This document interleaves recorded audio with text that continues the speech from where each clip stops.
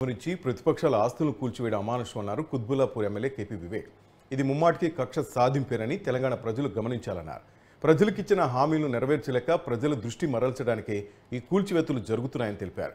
Malkajgiri MLA Rajasekhara రెడ్డికి కోవిడ్పల్లి MLA Madhava Krishnarao, MLA Shambipur రాజు సంఘీభావం తెలిపారు.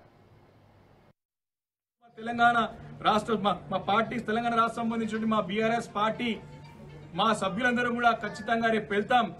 అధికారుల దృష్టికి రేపు సీఎస్ గారికి టాప్ అపాయింట్మెంట్ తీసుకుంటాం, అధికారులతో మాట్లాడతాం. ఎక్కడెక్కడైతే కాంగ్రెస్ పార్టీ చెందినటువంటి ప్రజాప్రతినిధులైనటువంటి బిల్డింగ్లు ఉన్నాయో దానికి పర్మిషన్స్ ఉన్నాయా, లేకపోతే చర్యలు తీసుకుంటారా, లేకపోతే డెమోలిషన్ చేస్తారా అని ఈరోజు మేము ప్రశ్నిస్తా ఉన్నాం. దానికి సమానం చెప్పాల్సిన అవసరం ముఖ్యమంత్రి గారి పైన మనవి చేస్తా ఉన్నాను.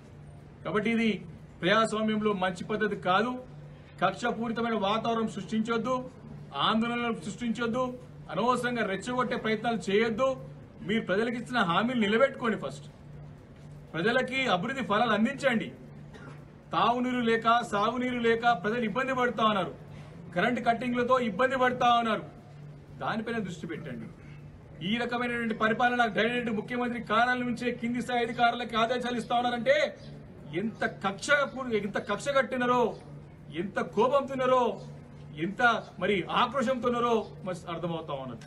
కాబట్టి దీన్ని మేము తీవ్రంగా ఖండిస్తా ఉన్నాం. ఇంతమంది శాసనసభ్యులు వెళ్లి కలెక్టర్ కార్యాలయంలో కూర్చుంటే కలెక్టర్ రాక నేను ఎక్కడో మరి ముఖ్యమంత్రి గారి దగ్గర చెప్పి చెప్పుకోవడం, మా కింద అధికారులు చెప్పడం, మాకు రెస్పాన్స్ కాకపోవడం, రిప్లై ఇవ్వకపోవడం, ఫోన్ మాట్లాడకపోవడం, ఇక్కడ అధికారులకి ఏమో ముఖ్యమంత్రి గారి కార్యాలయం నుంచి డైరెక్ట్ వారికి సంకేతాలు ఇవ్వడం, ఎమ్మెల్యేలు వచ్చిరంటే కేసులు బుక్ చేయమని చెప్పడం, ఇది మంచి పద్ధతి కాదు. ఇది మంచి ఇప్పటికి కూడా అధికారం అనేది ఎవరికి శాశ్వతం కాదు. ఓడోలు రేవులైతే చాలా మార్పు చేర్పులు అవుతాయి.